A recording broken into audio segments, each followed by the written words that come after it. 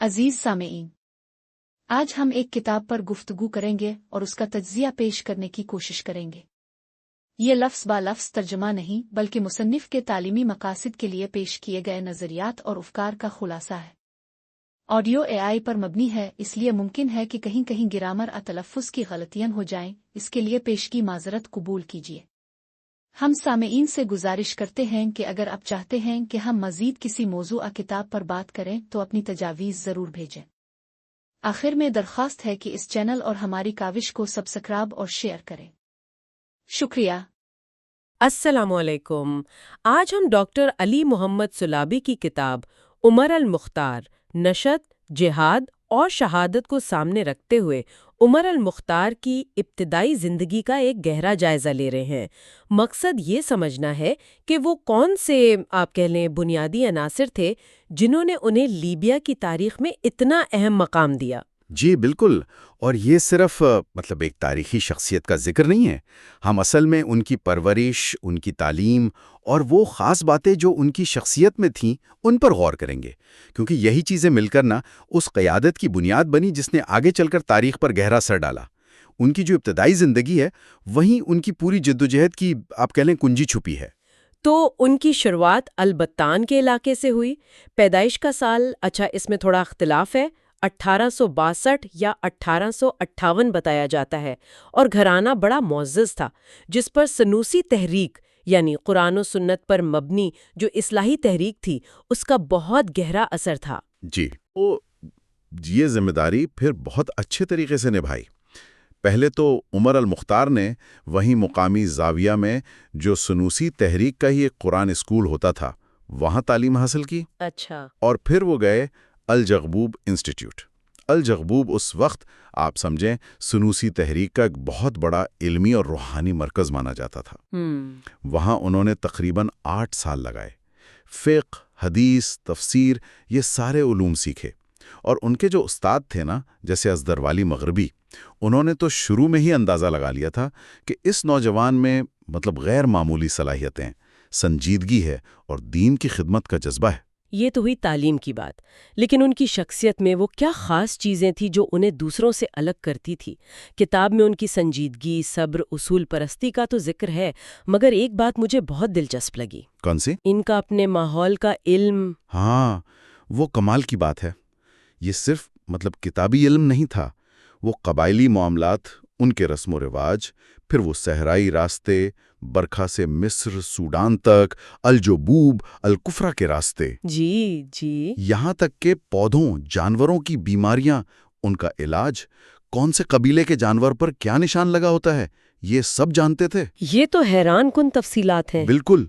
और ये उनकी गैर मामूली मुशाहिदाती सलाहियत और अमली जहानत को जाहिर करता है।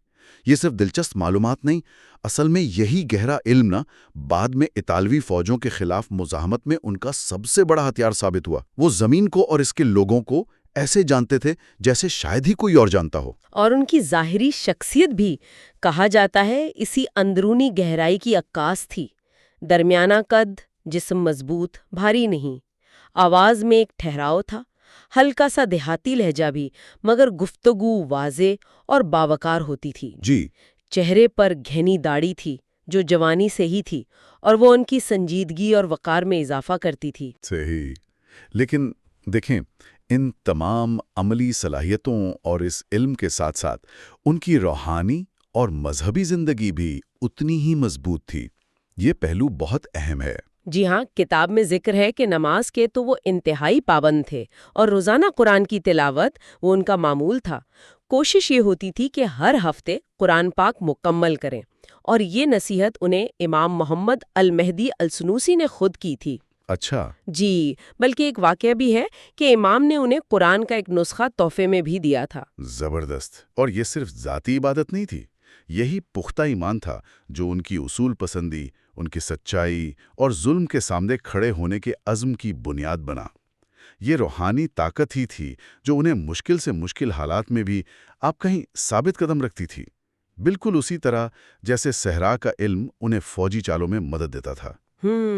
ये दोनों चीज़ें लाजिम व मलजूम थीं, ان کے ساتھی جیسے محمود الجہمی وہ گواہی دیتے ہیں کہ سفر اور جہاد کی سخت ترین راتوں میں بھی وہ تہجد کے لیے اٹھتے تھے، باقاعدگی سے تہجد پڑھتے، وضو کرتے اور تلاوت میں مشغول ہو جاتے، بلکہ کوشش کرتے کہ ہر وقت باوضو رہیں۔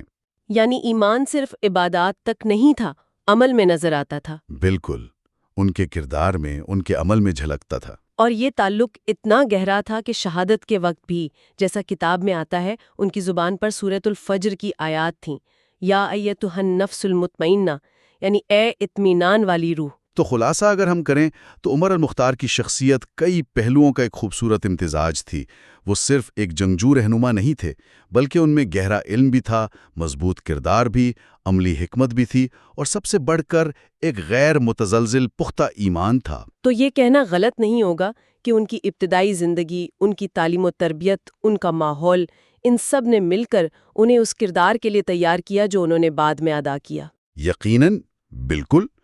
ان کی ذاتی پرہیزگاری، ان کے کردار کی مضبوطی، اپنی زمین اور لوگوں کی گہری سمجھ، اور وہ عقیدہ جو کبھی متزلزل نہیں ہوا، اصل میں یہی وہ ستون تھے جن پر ان کی وہ طویل مزاحمتی تحریک کھڑی ہوئی۔ یہاں ایک نقطہ ہے جو سوچنے پر مجبور کرتا ہے، جی، وہ یہ کہ کیسے ان کی یہ صحرائی حکمت عملی جو قبائلی علم اور راستوں کی پہچان سے بنی تھی، وہ ان کے گہرے مذہبی یقین کے ساتھ ملی، اور اس نے ایک ایسی قیادت کو جنم دیا جو ایک جدید طاقتور فوجی قوت کے سامنے دہائیوں تک ڈٹی رہی۔ کیا یہ محض اتفاق تھا یا یہ تربیت اور عقیدے کا ایک لازمی نتیجہ تھا؟ یہ سوال قابل غور ہے۔ آج ہم لیبیا کی تاریخ کا ایک اہم باب دیکھ رہے ہیں، اطالوی قبضے کے خلاف جو السنوسی جہاد ہوا، اور خاص طور پر عمر مختار کی قیادت۔ ہمارے پاس السنوسی جہاد اور عمر مختار کی قیادت نامی کتاب کے کچھ حصے ہیں جن سے اہم واقعات اور حکمت عملیوں کا اندازہ ہوتا ہے۔ مقصد یہ ہے کہ سمجھیں کہ یہ مزاحمت کیسے چلی، کیسے منظم ہوئی، اور کیا مشکلات آئیں۔ بالکل، اور یہ صرف آپ دیکھیں لڑائیوں کی تاریخ نہیں ہے، یہ تو ایک پوری قوم کی جدوجہد ہے۔ ان کی تنظیم، ان کے وسائل، اور پھر عمر مختار جیسی قیادت جس نے ایک جدید فوجی طاقت کو سالوں تک مصروف رکھا۔ تو ہم دیکھیں گے کہ یہ ذرائع کیا بتاتے ہیں ان کامیابیوں اور چیلنجز کے بارے میں۔ ٹھیک ہے، تو آئیے شروع کرتے ہیں بیر الغبی کی لڑائی سے۔ ذرائع کہتے ہیں کہ رمضان کا مہینہ تھا اور عمر مختار کے ساتھ کوئی 50 کے قریب مجاہدین تھے۔ بس جب اچانک 7 اطالوی بختر بند گاڑیاں آ گئیں، یہ تو تعداد اور ٹیکنالوجی کے لحاظ سے بہت ہی غیر متوقع صورتحال لگتی ہے۔ جی ہاں، بالکل غیر متوقع تھی، لیکن عمر مختار کی قیادت کی خاص بات یہی تھی، فوری رد عمل۔ اور دلچسپ بات یہ ہے کہ طالبیوں نے وہ اپنی گاڑیوں کو گولیوں سے بچانے کے لیے کچی اون لپیٹی ہوئی تھی، مگر مجاہدین نے انہیں نہ صرف شکست دی بلکہ تقریباً ساری گاڑیاں جلا دیں اور کافی اسلحہ بھی قبضے میں لے لیا۔ تو یہ صرف ایک چھوٹی جھڑپ نہیں تھی، اس نے شروع میں ہی حوصلے بہت بلند کر دیے اور عمر مختار کی آپ کہہ لیں قائدانہ صلاحیت کو ثابت کیا۔ یہ تو حیران کن بات ہے، 50 لوگ اور بختر بند گاڑیاں۔ اچھا، لیکن یہ مزاحمت پھر 8 سال تک کیسے چلتی رہی؟ ذرائع میں جبل الاخضر میں فوجی کیمپ قائم کرنے کا ذکر ہے، کیا یہ کوئی باقاعدہ نظام تھا؟ جی ہاں، بالکل، یہ کوئی وقتی لڑائیاں نہیں تھیں، ایک پورا منظم ڈھانچہ تھا۔ البرغیس کیمپ وہ مرکزی ہیڈ کوارٹر تھا، عمر مختار نائب سربراہ تھے، پھر یوسف بورہیل ان کے نائب تھے۔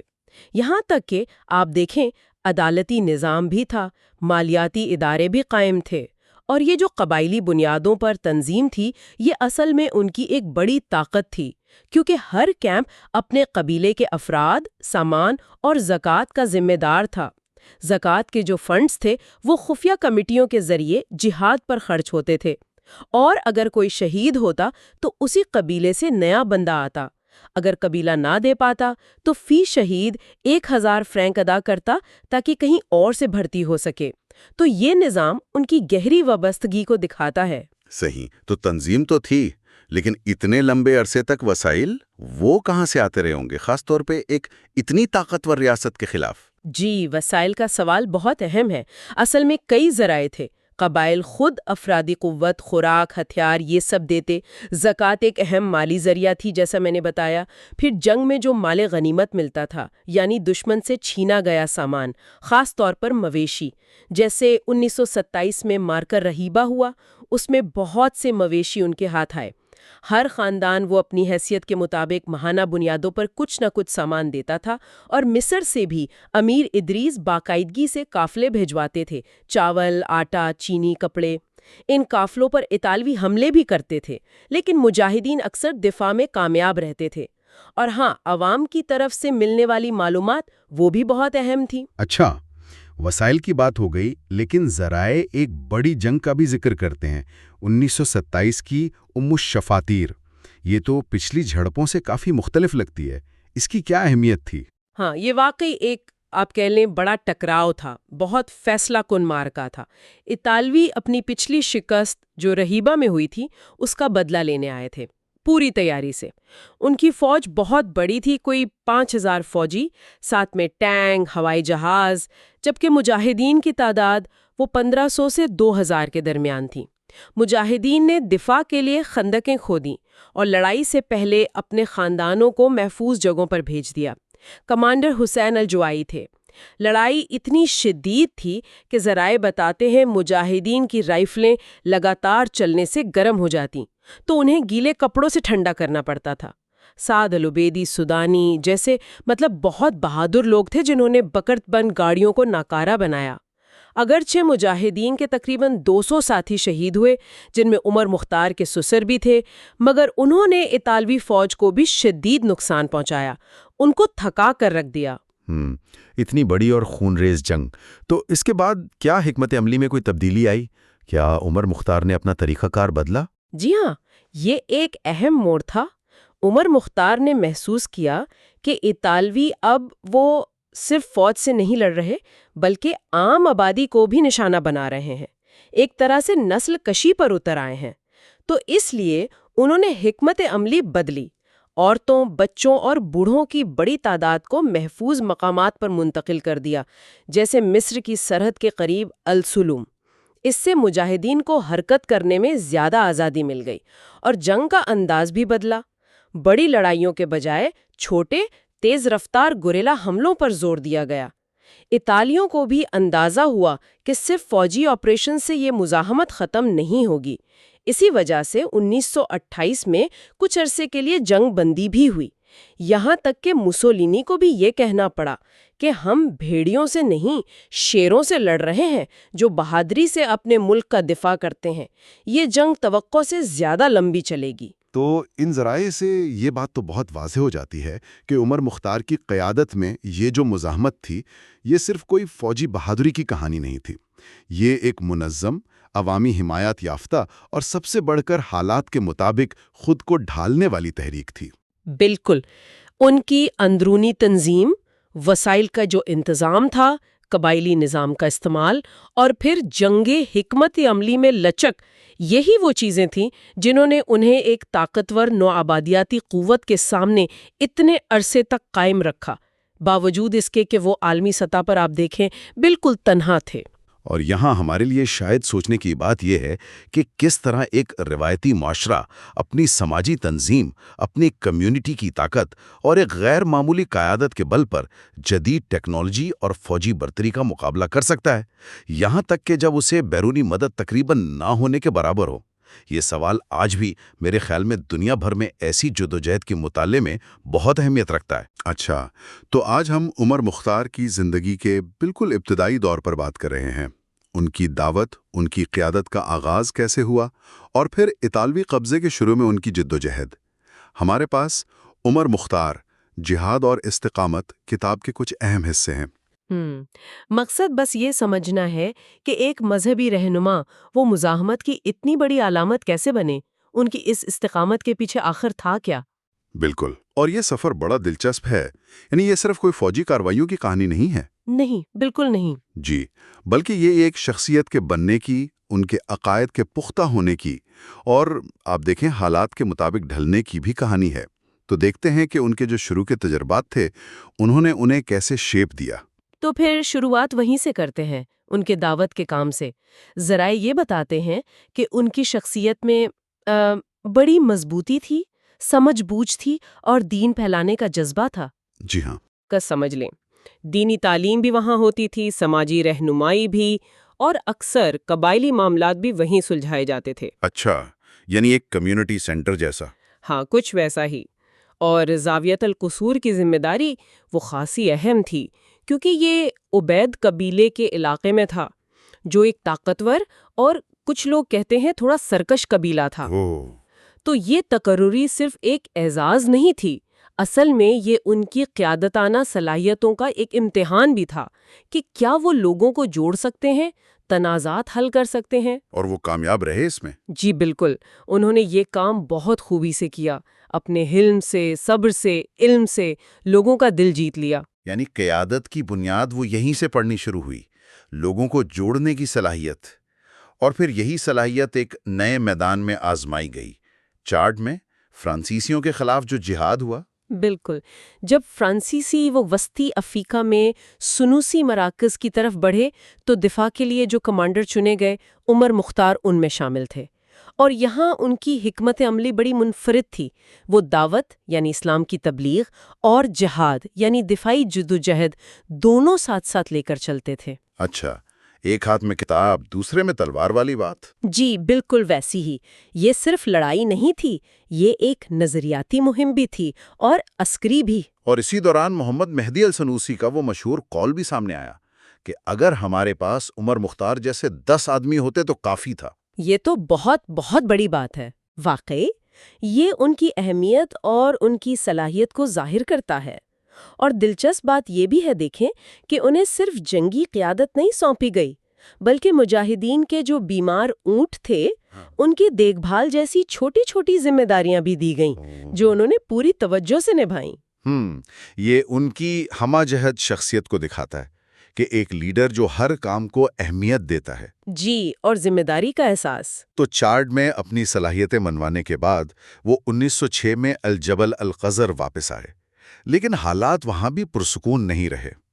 پہلے تو سرحد پر انگریزوں سے کچھ جھڑپیں ہوئیں، اور پھر 1911 میں اصل طوفان آیا، اطالوی حملہ۔ اس وقت تو وہ خیال جلوہ نخلستان میں تھے؟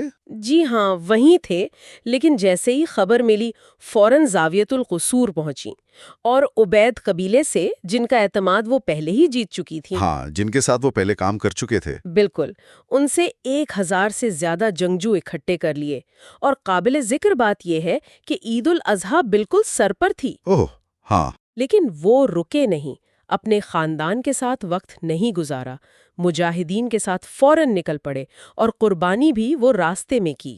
ان کی آمد نے لڑنے والوں کے حوصلے بہت بلند کر دیے۔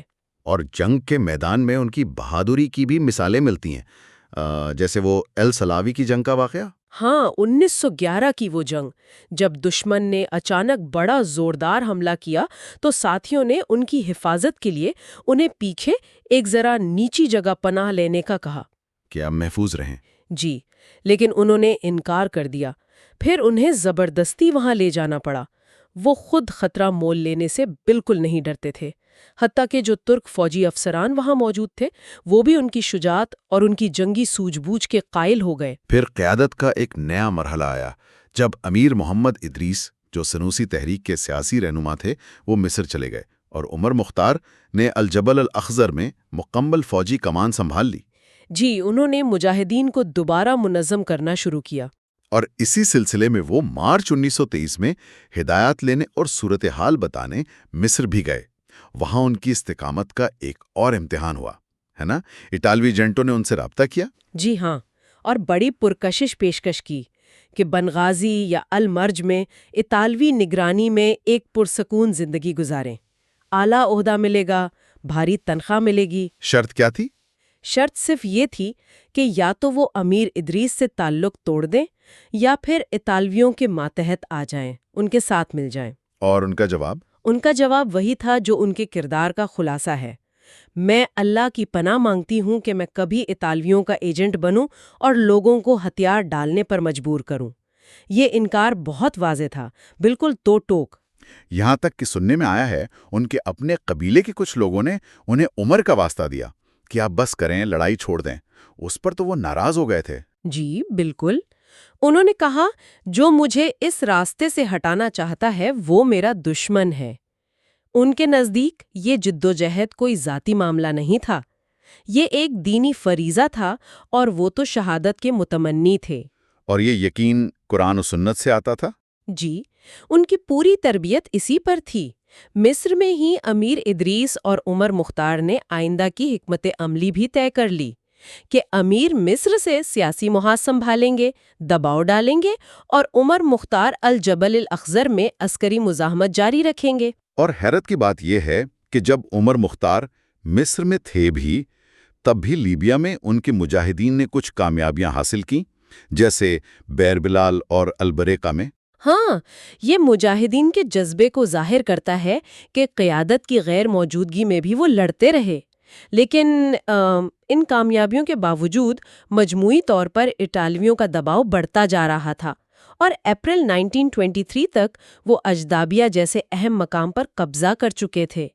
تو جدوجہد واقعی بہت کٹھن تھی۔ تو اگر ہم ان ابتدائی سالوں کا خلاصہ کریں تو عمر مختار صرف ایک فوجی کمانڈر نہیں تھے، وہ ایک مبلغ تھے، ایک منتظم تھے، قبائل کو جوڑنے والے رہنما تھے، اور سب سے بڑھ کر ایک ایسے شخص تھے جن کا ایمان وہ غیر متزلزل تھا، اور جنہوں نے بیرونی قبضے کے خلاف مزاحمت کو اپنا دینی فرض سمجھا۔ بالکل، ذاتی مفاد یا کسی قسم کے سمجھوتے سے مکمل انکار اور شہادت کی آرزو، یہی چیزیں ان کی اتنی طویل اور کٹھن جدوجہد کی بنیاد بنی۔ اور یہ ہمیں سوچنے پر مجبور کرتا ہے نہیں کہ وہ کون سی اندرونی طاقت ہوتی ہے جو گہرے مذہبی عقائد اور اصولوں سے پیدا ہوتی ہے، جو کسی فرد کو یا کسی تحریک کو بظاہر بالکل ناممکن حالات میں بھی اتنی استقامت اور اتنی توانائی بخشتی ہے۔ آج ہمارے ذرائع ہمیں عمر المختار، صحرا کے شیر کی شخصیت کی گہرائی میں لے جا رہے ہیں، خاص طور پر ان کی حیرت انگیز بہادری اور دریا دلی کے حوالے سے۔ جی بالکل، عمر المختار یعنی 1858 سے 1931 تک ان کی کہانی واقعی غیر معمولی ہے۔ ایک عالم دین سے گوریلا کمانڈر تک کا سفر۔ بالکل، اور تقریباً 2 دہائیوں تک مشرقی لیبیا میں اطالوی نوآبادیاتی طاقت کے خلاف مزاحمت کی قیادت کی۔ تو یہ جو واقعات ہیں نا، یہ ان کی شخصیت کے جوہر کو سامنے لاتے ہیں۔ اچھا، تو آئیے شروع کرتے ہیں۔ پہلا واقعہ یہ ان کی جوانی کا ہے، غالباً 1894 میں سوڈان کے سفر کے دوران۔ جی ہاں، قافلے کو ایک ایسے راستے سے گزرنا تھا جہاں شیروں کا خطرہ تھا، تو تاجروں نے سوچا کہ قافلے کی حفاظت کے لیے ایک سستا سا اونٹ شیر کے آگے ڈال دیا جائے۔ اور عمر المختار نے؟ انہوں نے فوراً مخالفت کی، سخت مخالفت کی، کہا کہ جو ٹیکس طاقتور نے کمزور پر ناجائز طور پر عائد کیا تھا وہ تو منسوخ ہو گیا، تو اب جانوروں کو یہ ٹیکس دینا کیسے صحیح ہو سکتا ہے؟ یعنی یہ تو اصول کی بات ہو گئی ان کے لیے۔ بالکل، انہوں نے کہا یہ یقینی طور پر عاجزی اور ذلت کی نشانی ہے۔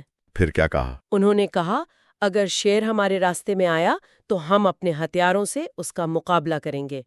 میں اپنے سامان کی حفاظت کے لیے تیار ہوں، اور ہر کسی کو اپنی ملکیت کا محافظ ہونا چاہیے۔ یہ تو بڑی ہمت کی بات ہے نا، خاص طور پر اس زمانے میں۔ جی بالکل، اور پھر ہوا بھی وہی، ایک تنگ سی گزرگاہ تھی اور شیر سامنے آ گیا۔ ایک تاجر تو دگ گیا، اس نے کہا بھی کہ میرا اونٹ لے لو۔ لیکن عمر المختار نے؟ انہوں نے اپنی یونانی ساختہ رائفل نکالی اور فائر کیا۔ پہلا فائر وہ مہلک نہیں تھا۔ اچھا؟ جی، مگر جب شیر نے حملہ کرنے کی کوشش کی نا، تو دوسری گولی نے اسے وہیں ڈھیر کر دیا۔ اور پھر وہ قصہ کہ انہوں نے کھال اتارنے پر اصرار کیا؟ جی ہاں، تاکہ دوسرے قافلے جو وہاں سے گزرے وہ دیکھیں اور ان کا خوف کم ہو، ایک طرح سے مثال قائم کرنا۔ یہ تو خود ایک بہادری کا عمل ہے، لیکن اس سے بھی زیادہ حیران کن بات تو شاید بعد میں ہوئی۔ انہوں نے کوئی فخر نہیں کیا۔ کیا کہا انہوں نے؟ انہوں نے کہا، اے بیٹے، کیا تم چاہتے ہو کہ میں اپنے شکار پر فخر کروں؟ کیا تم ایک کیڑے کو مارنے سے پہلے فخر کرتے ہو؟ کیا بات ہے، شیر کو مارنا ایک کیڑے مارنے جیسا، یہ تو کمال کی تواضع ہے۔ یہی ان کے کردار کی خاصیت تھی۔ انہوں نے فوراً کامیابی کا صحرا اللہ کو دیا اور قرآن کی آیت پڑھی، اور تم نے نہیں پھینکا جب تم نے پھینکا بلکہ اللہ نے پھینکا، یعنی سورۃ الانفال کی آیت 17۔ جی، یہ صرف ایمان نہیں، یہ ان کی پوری سوچ کو ظاہر کرتا ہے۔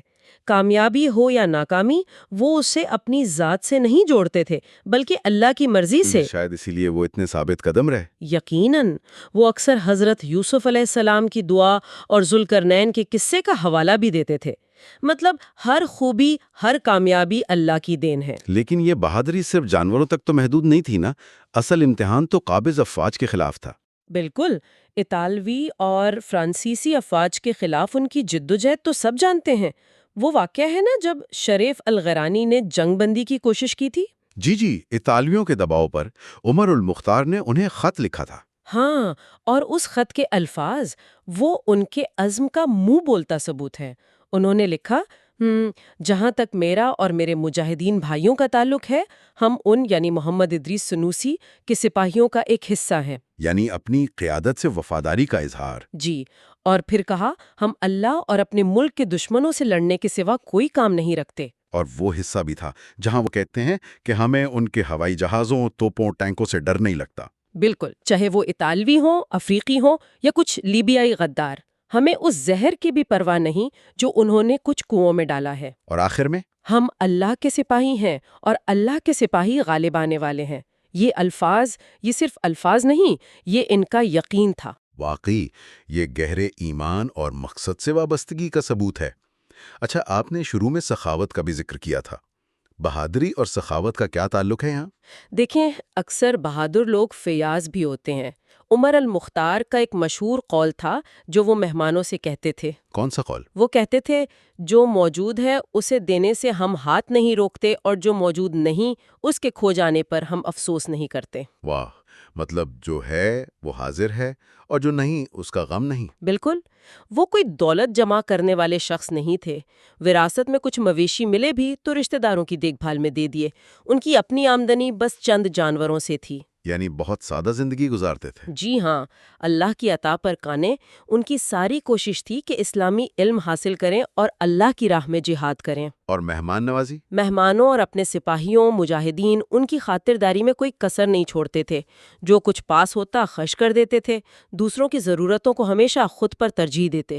تو خلاصہ یہ ہوا کہ یہ ذرائع ہمیں دکھاتے ہیں کہ عمر المختار کی شخصیت میں غیر معمولی بہادری تھی جو ان کے گہرے ایمان سے جڑی تھی۔ جی، اور ساتھ ہی حیران کن تواضع بھی تھی۔ نوآبادی طاقتوں کے خلاف وہ اٹل رہے اور سادہ زندگی گزارنے کے باوجود ان کی سخاوت بھی قابل ذکر تھی۔ بالکل، اور آخر میں ایک نقطہ شاید سامعین کے سوچنے کے لیے چھوڑا جا سکتا ہے جی ضرور۔ کہ جب کوئی لیڈر جیسے عمر المختار نے کیا، اپنی کامیابیوں کا کریڈٹ خود لینے کے بجائے ایک اعلیٰ طاقت یعنی اللہ کو دیتا ہے، تو یہ رویہ مشکل ترین حالات میں اس کے فیصلوں، اس کے اعمال اور اس کی ثابت قدمی پر کیسے اثر انداز ہوتا ہے۔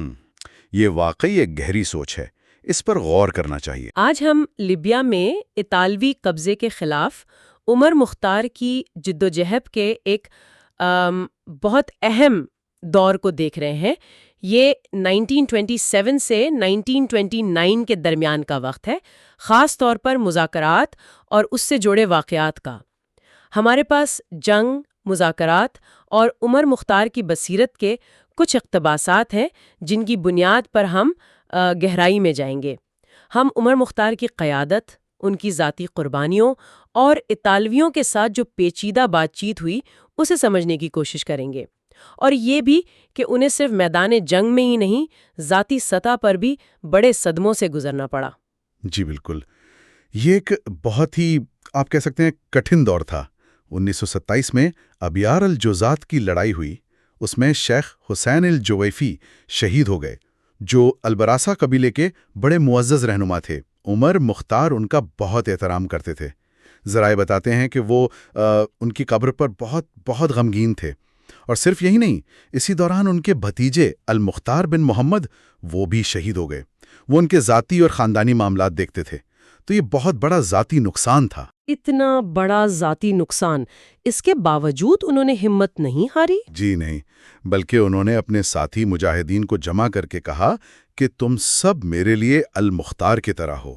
اور پھر انہوں نے لیبیا کے ایک شاعر کے اشعار بھی پڑھے جن میں دنیا کی ناپائیداری کا ذکر تھا، مطلب حوصلہ قائم رکھا۔ تو ان ذاتی صدموں کے باوجود مزاحمت جاری رہی؟ بالکل، ایسے نقصانات قیادت پر گہرے اثر ڈالتے ہیں، لیکن مزاحمت وہ رکی نہیں، بلکہ ستمبر 1927 تک تو مجاہدین کے حملے اور جبر الاخضر میں ان کی موجودگی اتنی مضبوط ہو گئی تھی کہ اطالویوں کو سوچنا پڑا کہ اب کیا کریں۔ انہیں اپنی حکمت عملی پر نظر ثانی کرنی پڑی۔ اچھا، تو پھر اطالویوں نے کیا کیا؟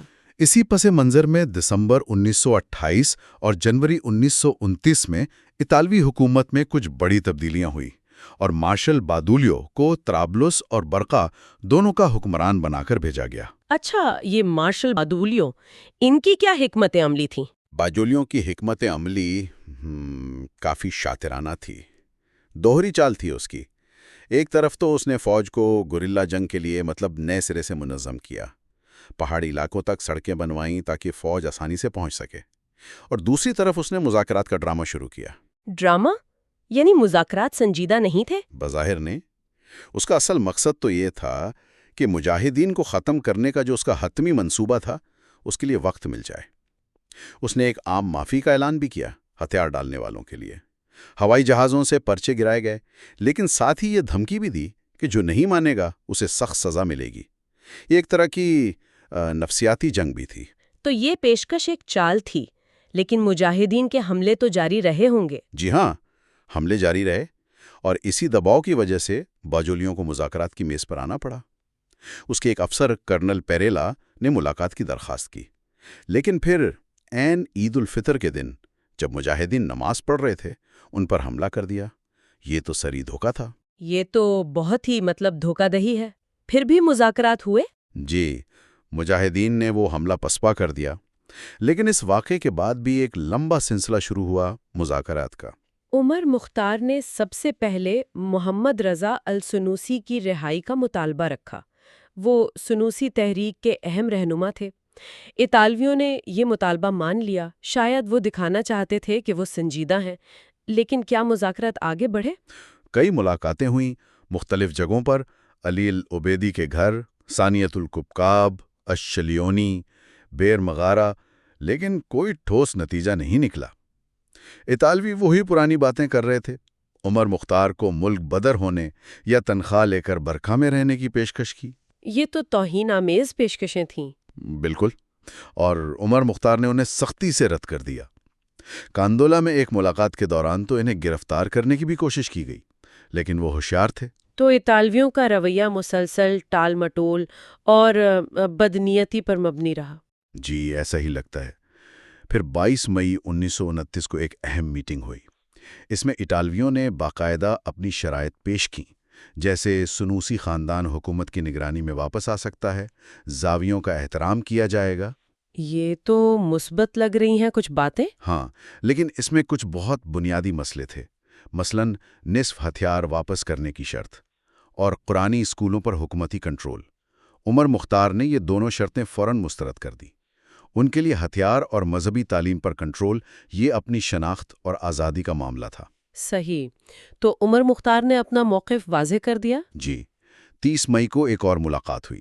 اس میں انہوں نے صاف کہہ دیا کہ وہ صرف ایسا معاہدہ مانیں گے جو سنوسیوں اور لیبیا کے عوام کی عزت کا تحفظ کرے، اور انہوں نے یہ بھی مطالبہ کیا کہ جب معاہدہ ہو تو مصر اور سنوسی حکومت کے نمائندے بھی موجود ہوں۔ انہوں نے اطالویوں کو ان کے پچھلے مظالم بھی یاد دلائے جو انہوں نے ابیدات اور اواکیر قبائل کے ساتھ کیے تھے، یعنی وہ ان پر اعتبار نہیں کرتے تھے۔ اس کے بعد وہ مشہور ملاقات ہوئی، سیدھی رہوما والی۔ جی، 19 جون 1929 کو یہ بہت اہم تھی کیونکہ اس میں خود بادولیو موجود تھا۔ یہاں عمر مختار نے اپنی حتمی شرائط پیش کی: لیبیا کے عوام کی شناخت، ان کا مذہب، ان کی زبان، ان سب کا تحفظ، اسلامی تعلیم کے لیے الگ اسکول، جو جائیدادیں ضبط کی گئی تھیں ان کی واپسی، ہتھیار رکھنے کا حق اور اسلامی شریعت کا نفاذ۔ یہ تو بہت جامع مطالبات تھے، اطالویوں نے مان لیے؟ حیرت انگیز طور پر ذرائع کے مطابق بظاہر اطالویوں نے یہ شرائط مان لیں اور 2 مہینے کی جنگ بندی پر اتفاق ہو گیا۔ لیکن کیا یہ جنگ بندی قائم رہی؟ مجھے شک ہے۔ آپ کا شک بجا ہے۔ بادولیوں نے فوراً ہی وعدہ خلافی کی۔ اس کا منصوبہ تو مجاہدین کو ختم کرنے کا ہی تھا۔ اطالویوں نے مجاہدین میں پھوٹ ڈالنے کی کوششیں تیز کر دیں اور پھر یہ اصرار کیا کہ حتمی معاہدے پر دستخط بنغازی میں ہوں گے۔ بنغازی میں؟ وہاں کیا ہوا؟ الحسن بن رضا سنوسی، جو سنوسی خاندان کے تھے، وہ وہاں گئے، لیکن وہاں وہ اطالویوں کے حامی کچھ لیبیائی عناصر کے اثر میں آ گئے، اور انہوں نے ایک ایسے معاہدے پر دستخط کر دیے جو عمر مختار کے مطالبات سے بالکل مختلف تھا۔ وہ تقریباً 300 جنگجوؤں کے ساتھ الگ بھی ہو گئے۔ یہ ایک بڑا دھچکا تھا۔ ہو، تو عمر مختار کا رد عمل کیا تھا اس پر؟ عمر مختار نے ان نئی شرائط کو فوراً مسترد کر دیا۔ انہوں نے اطالوی حکومت کو خط لکھ کر اپنی اصل شرائط یاد دلائیں۔ ان کی یہ بصیرت کہ مذاکرات شاید بے معنی ہو جائیں، اور ان کا اپنے ایمان اور اصولوں پر قائم رہنا، یہ چیز ان کے ساتھیوں اور حتیٰ کہ دشمنوں میں بھی ان کے احترام کا باعث بنی۔ وہ واضح تھے کہ حاکمیت صرف اللہ کی ہے۔ تو اگر ہم اس سارے دور کا خلاصہ کریں تو عمر مختار نے صرف میدان جنگ میں ہی نہیں بلکہ مذاکرات کی میز پر بھی غیر معمولی عزم دکھایا بالکل۔ اور اصول پسندی کا مظاہرہ کیا۔ وہ اپنے لوگوں کی مذہبی اور قومی شناخت کے لیے لڑ رہے تھے۔ بالکل، یہ واقعات ہمیں بتاتے ہیں کہ قابض طاقتوں کے ساتھ مذاکرات کتنے پیچیدہ ہو سکتے ہیں۔ وعدہ خلافی کا خطرہ ہمیشہ رہتا ہے، اور اصولوں پر قائم رہنا کتنا مشکل مگر کتنا اہم ہوتا ہے۔ عمر مختار کا ایمان اور حالات کی سمجھ، یہی ان کی حکمت عملی کی بنیاد تھی۔ وہ حقیقت پسند تھے۔ آخر میں ایک سوال ذہن میں آتا ہے جو شاید ہمارے سننے والوں کے لیے بھی غور طلب ہو۔ ذرائع بار بار بتاتے ہیں کہ عمر مختار مذاکرات میں اطالویوں کی پچھلی وعدہ خلافیوں کا ذکر کرتے تھے، تو اس تلخ تجربے کے باوجود وہ بار بار مذاکرات کی میز پر کیوں آتے رہے؟ کیا یہ صرف وقت حاصل کرنے کی ایک چال تھی ان کی طرف سے بھی، یا اس میں کہیں نہ کہیں اپنے لوگوں کے لیے امن کی کوئی بہت دھندلی سی امید بھی شامل تھی؟ یہ سوچنے کی بات ہے۔ السلام علیکم۔ آج ہم ایک اہم تاریخی باب پر نظر ڈال رہے ہیں۔ لیبیا میں عمر مختار کی جدوجہد، خاص طور پر 1929 سے 1931 کا وہ مشکل دور جب اطالوی حکمت عملی زیادہ شفاف ہو گئی۔ وعلیکم السلام۔ جی بالکل، اور ہماری گفتگو کا مرکز آخری پکار عمر مختار کی جدوجہد کے اقتباسات ہوں گے۔ تو شروع کرتے ہیں 1929 سے، جب عمر مختار نے اپنا مشہور خطاب میں اطالوی عزائم سے خبردار کیا تھا۔ جی، وہ خطاب جو مصر تک پہنچا، وہ صرف الفاظ نہیں تھے بلکہ ایک واضح اعلان تھا کہ وہ آزادی تک لڑیں گے۔ وہ سمجھ گئے تھے کہ اطالویوں کے وعدے وہ قابل اعتبار نہیں ہیں۔ اور ایسا ہوا بھی۔ اطالویوں نے وعدے توڑے، جیسے الحسن رضا کے ساتھ ہوا۔ انہیں 1930 میں گرفتار کیا گیا، پھر جلا وطن کر دیا گیا۔ بالکل، اور اس قسم کے واقعات نے مزاحمت کو آپ کہہ لیں ایک نئی توانائی بخشی۔ خاص طور پر الاخضر پہاڑی علاقے میں لڑائی تیز ہو گئی۔ اطالویوں نے فضائی بمباری بھی کی، لیکن مجاہدین ڈٹے رہے۔ پھر مارچ 1930 میں ایک بڑی تبدیلی آئی، جنرل گرازیانی کی آمد۔ ہاں، روڈولفو گرازیانی، اس کی شہرت تو پہلے ہی تھی، فضان میں اس کی صفاکی کی وجہ سے، اور اسے مسولینی کی پوری حمایت حاصل تھی۔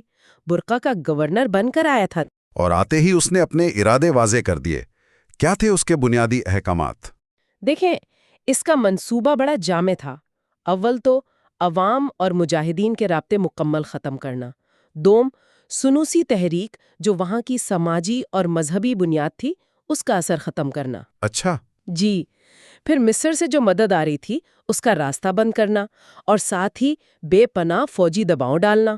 اور اس نے بنغازی میں آ کر دھمکی بھی تو دی تھی۔ ہاں، وہ مشہور دھمکی کہ لوگوں کے پاس 3 ہی راستے ہیں، بندرگاہ میں جہاز یعنی جلاوطنی، پھانسی گھاٹ، یا پھر فوجی کی گولی، یعنی کوئی مفاہمت کی گنجائش ہی نہیں چھوڑی۔ لیکن کیا اطالوی حکومت اس سب سے خوش تھی؟ اتنا خرچہ، اتنی سختیاں؟ نہیں، بظاہر نہیں۔ ذرائع بتاتے ہیں کہ اخراجات بہت زیادہ تھے اور مایوسی بڑھ رہی تھی۔ ایک اطالوی اہلکار سینئر فیدیتی نے کہا بھی تھا کہ لیبیا میں ہمیں گولیوں اور ریت ملی ہیں، اور ساتھ میں اربوں کی نفرت۔ تو شاید اسی مایوسی نے گرازیانی کو مزید سخت اقدامات پر اکسایا، جیسے وہ فلائنگ کورٹ کا قیام اپریل 1930 میں۔ یہ کیا چیز تھی؟ جی، ٹریبونالے وولانتے، یہ ایک طرح کی موبائل فوجی عدالت تھی، چلتی پھرتی عدالت۔ اچھا۔ اس کا کام تھا شک کی بنیاد پر فوری مقدمہ چلانا اور اکثر سزائے موت دینا، بغیر کسی لمبی چوڑی کارروائی کے۔ یعنی انصاف کے تقاضے بالائے طاق رکھ کر؟ بالکل، کئی اہم مقامی رہنما جیسے شیخ بہیس الصباحی اور علی بوئز عربی اسی کوڈ کے ذریعے مارے گئے۔ ساتھ ہی لوگوں کی جائیدادیں ضبط کی گئیں، جگہ جگہ پھانسی گھاٹ بنا دیے گئے۔ مقصد صاف تھا، خوف پھیلانا۔ لیکن ظلم یہاں رکا نہیں۔ اس کے بعد وہ اجتماعی حراستی مراکز قائم کیے گئے، کانسنٹریشن کیمپس۔ جی، یہ ایک اور بڑا قدم تھا۔ بنیادی مقصد تھا آبادی کو مجاہدین سے مکمل طور پر الگ کر دینا۔ خاص طور پر الاخدر پہاڑی علاقے کے قبائل کو نشانہ بنایا گیا۔ ان کیمپوں کے اندر حالات کیسے تھے؟ ناقابل تصور حد تک خراب۔ بھوک، بیماریاں، صفائی کا فقدان، طبی سہولیات نہ ہونے کے برابر تھیں۔ لوگوں کے مال مویشی جو ان کی زندگی کا آدھار تھے وہ چارے پانی کے بغیر مر گئے۔ اللہ اکبر۔ ایک جرمن صحافی نے تو لکھا کہ بچوں کی شرح اموات 90% تک پہنچ گئی تھی اور آنکھوں کی بیماریاں اتنی تھیں کہ لوگ اندھے ہو رہے تھے۔ یہ تو انسانی المامیے کی انتہا ہے۔ تبھی عبد الرحمن الزام نے اس کا موازنہ اندلس سے کیا تھا۔ جی، یہ ایک بہت بڑی ٹریجڈی تھی۔ خود گرازیانی نے بعد میں لکھا کہ وہ ان اقدامات کے بوجھ تلے کئی راتیں سو نہیں پایا، لیکن ساتھ ہی اس نے جواز دیا کہ نیا حال بنانے کے لیے پرانے ماضی کو مٹانا پڑتا ہے۔ یہ تضاد بڑا معنی خیز ہے۔ ایک طرف ظلم کی انتہا، دوسری طرف ضمیر پر بوجھ کا ہلکا سا اعتراف۔ جی، یہ قابض قوتوں کی نفسیات کی ایک جھلک دکھاتا ہے۔ بدلنا پڑی۔ جب قبائل کیمپوں میں چلے گئے تو مقامی مدد کا روایتی نظام ٹوٹ گیا۔ اب عمر مختار نے گوریلا جنگ پر زیادہ انحصار کیا، یعنی اچانک حملے کرنا اور انٹیلیجنس کو بہتر بنانا۔ اچھا، یہ ان کی قیادت کی لچک کا ثبوت ہے۔ خود گرازیانی نے بھی مانا کہ مختار ایک غیر معمولی جنگی رہنما ہے جو خطرہ دیکھ کر بھاگنے والوں میں سے نہیں۔ لیکن کیا اندرونی طور پر کوئی دباؤ نہیں تھا؟ اتنا ظلم و ستم، کیا مجاہدین میں کوئی اختلاف رائے پیدا نہیں ہوا؟ دباؤ تو بہت تھا۔ کچھ قبائلی رہنماؤں نے ظاہر اطالوی انتقام سے بچنے کے لیے عمر مختار سے کہا بھی کہ یا تو ہتھیار ڈال دیں یا علاقہ چھوڑ دیں۔ جی، قصر الجماہیر میں ایک اہم میٹنگ بھی ہوئی اس پر، لیکن وہاں عمر مختار نے قسم کھائی کہ وہ لڑتے رہیں گے یا شہید ہو جائیں گے مگر الغازر نہیں چھوڑیں گے۔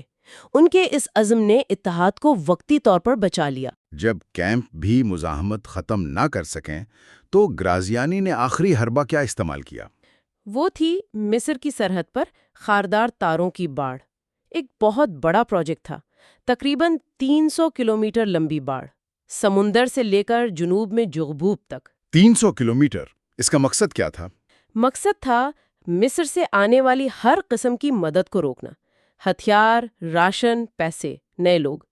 گرازیانی سمجھتا تھا کہ مصر مجاہدین کے لیے ایک لائف لائن ہے، ایک پناہ گاہ بھی اور سپلائی کا مرکز بھی۔ جب تک یہ راستہ کھلا ہے، مزاحمت ختم نہیں ہو سکتی۔ تو خلاصہ یہ ہے کہ گرازیانی نے ظلم کی انتہا کر دی، عدالتیں، کیمپس، باڑ، لیکن عمر مختار کی مزاحمت اگرچہ مشکل میں تھی مگر جاری رہی اور حالات کے مطابق ڈھلتی بھی رہی۔ بالکل، یہ پورا دور ہمیں بتاتا ہے کہ نو آبادیاتی طاقتیں کتنی بے رحم ہو سکتی ہیں، لیکن انسانی عزم کتنا مضبوط ہو سکتا ہے، اور یہ بھی کہ گوریلا جنگ میں بیرونی مدد کتنی اہم ہوتی ہے۔ اور آخر میں ایک سوال جو ذہن میں آتا ہے، گرازیانی کا وہ اعتراف کہ اسے راتوں کو نیند نہیں آتی تھی، یہ کیا ظاہر کرتا ہے؟ کیا جبر کرنے والے نظام میں شامل افراد بھی اندرونی کشمکش کا شکار ہوتے ہیں؟ جی، یہ ایک گہرا سوال ہے۔ شاید یہ انسانی فطرت کی پیچیدگی کی طرف اشارہ کرتا ہے، یا پھر یہ کہ تاریخ کا فیصلہ ظالم کو ہمیشہ بے چین رکھتا ہے۔ اس پر ضرور سوچنا چاہیے۔ آج ہم ایک اہم موضوع پر بات کر رہے ہیں۔ لیبیا میں اطالوی قبضے کے خلاف جو جدوجہد ہوئی، اس پر مبنی کچھ اقتباسات کا گہرائی سے جائزہ لیں گے۔ جی، یہ مواد جدوجہد، قربانی اور مزاحمت، عمر المختار کا ورثہ نامی دستاویز سے لیا گیا ہے۔ مقصد یہ ہے کہ اس دور کی اہم شخصیات، واقعات اور لیبیا کے عوام کی ثابت قدمی کو سمجھا جائے۔ جی بالکل، اور یہ اقتباسات صرف تاریخ نہیں بتاتے، بلکہ یہ مزاحمت کی نوعیت، قابض افواج کے طریقے اور جدوجہد کرنے والوں کے عزم کو سمجھنے میں مدد دیتی ہیں۔ صحیح، ہم دیکھیں گے کہ یہ دستاویزات کیسے ایک خاص تاریخی منظر پیش کرتی ہیں۔ تو آئیے شروع کرتے ہیں۔ پہلی بات جو ان دستاویزات میں ملتی ہے وہ ہے کرسا کی جنگ۔ یہ دسمبر 1927 میں ہوئی۔ جی، کرسا کی جنگ۔ یہاں عمر المختار کے ایک اہم ساتھی الشیخ فضیل ابو عمر شہید ہوئے۔ عمر المختار نے خود ایک خط میں لکھا کہ اس جنگ میں ہمارے تقریباً 40 مجاہدین شہید ہوئے۔ 40 مجاہدین؟ ہاں، جبکہ دشمن کے ان کے بقول 500 فوجی مارے گئے، جن میں ایک میجر کرنل بھی تھا۔ 500؟ یہ تو بہت بڑا فرق ہے۔ جی، 40 کے مقابلے میں 500۔ یہ واقعی مزاحمت کی شدت کو ظاہر کرتا ہے، اگر یہ اعداد و شمار درست ہیں۔ یقیناً یہ واقعہ مجاہدین کی بہادری تو دکھاتا ہی ہے، لیکن ساتھ ہی یہ بھی کہ الجبل الاخضر جیسے علاقوں میں اطالویوں کا فوجی دباؤ کتنا زیادہ تھا۔ اچھا۔ اور الشیخ فضیل ابو عمر کی شہادت، جو 1911 سے لڑ رہے تھے، یہ مزاحمت کے لیے ایک بڑا نقصان تھا۔ مطلب صرف فوجی نہیں، ایک رہنما کا نقصان تھا۔ اور فوجی محاذ کے علاوہ ایک نفسیاتی جنگ بھی چل رہی تھی، خاص طور پر عمر المختار کے حوالے سے۔ جی بالکل۔ اکتوبر 1930 کی ایک جنگ کے بعد اطالویوں کو عمر المختار کا چشمہ ملا، اور ان کا گھوڑا بھی۔ ہاں، یہ واقعہ مشہور ہے۔ اس پر گرازیانی نے وہ بیان دیا کہ آج ہم نے عمر المختار کا چشمہ حاصل کیا ہے، کل ہم اس کا سر لائیں گے۔ یہ عجیب نہیں کہ ایک فوجی کمانڈر ایک چشمے پر بیان دے رہا ہے؟ یہی تو دلچسپ بات ہے۔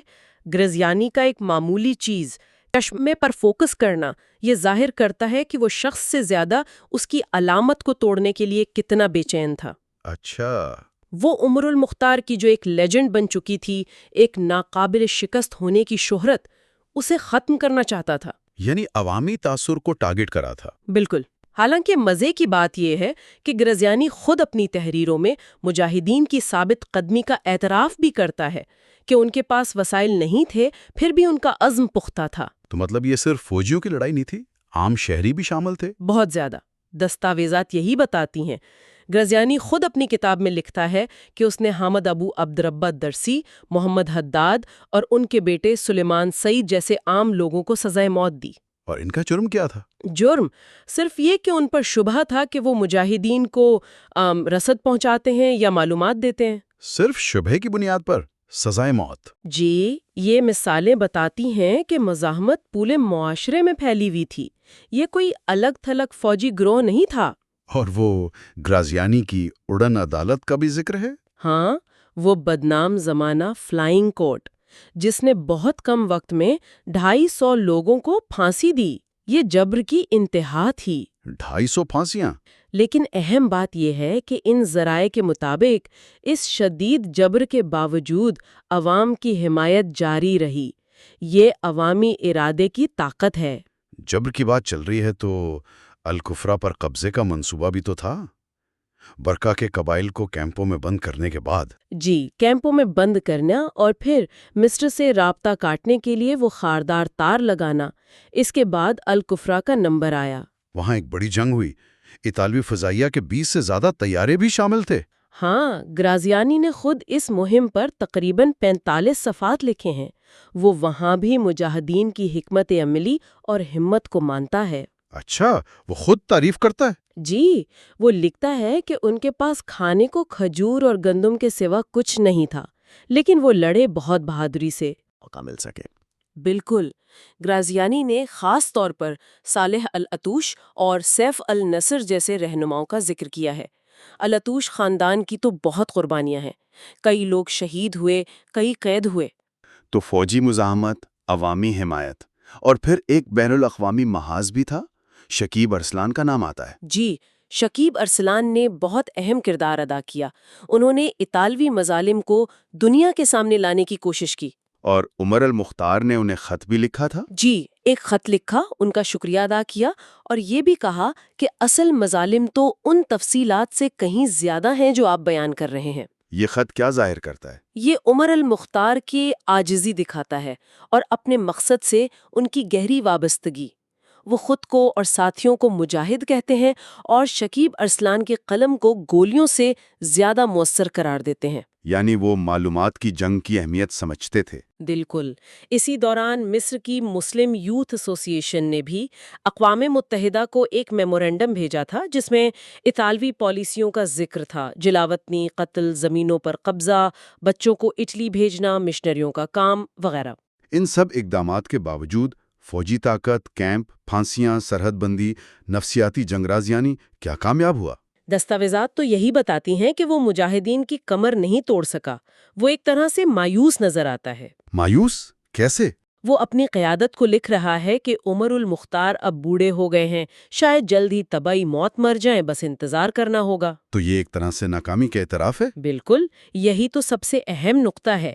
ایک جدید، طاقتور قابض فوج تمام وسائل کے ساتھ ایک پرعزم رہنما اور اس کے تقریباً ناحتے پیروکاروں کے سامنے بے بس محسوس کر رہی تھی۔ یہ تو مزاحمت کی اخلاقی طاقت ہوئی۔ جی، نفسیاتی اور اخلاقی طاقت۔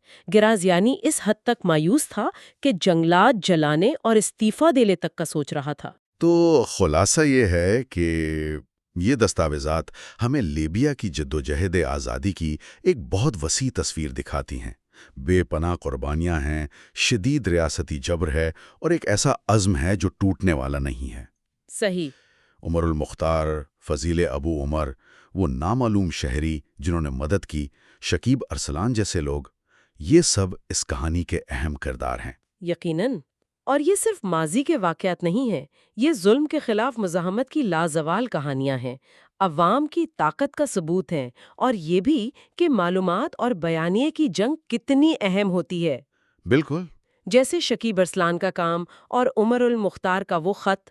اور آخر میں ایک سوال جو ذہن میں چھوڑ جاتے ہیں یہ دستاویزات، کہ اس تاریخی جدوجہد میں جو مزاحمت اور جبر کے طریقے بیان ہوئے ہیں، وہ آج کے دور میں قبضے یا جبر کے خلاف ہونے والی جدوجہدوں کے بارے میں ہماری سمجھ کو کیسے متاثر کرتے ہیں؟ جی، یہ ایک بہت اہم سوال ہے غور کرنے کے لیے۔ تو آج ہم لیبیا کے عظیم مجاہد عمر المختار، ان کی زندگی کے آخری ایام پر ایک گہری نظر ڈال رہے ہیں۔ جی بالکل۔ ہمارے پاس جو معلومات ہیں وہ خاص طور پر ان کی گرفتاری، وہ جو عدالتی کارروائی ہوئی اور پھر شہادت تک کے واقعات کا احاطہ کرتی ہیں۔ جی ہاں۔ مقصد یہی ہے کہ سمجھیں کہ ان لمحات نے ان کی شخصیت اور ان کی جدوجہد کی جو میراث ہے اسے کیسے بنایا۔ بالکل۔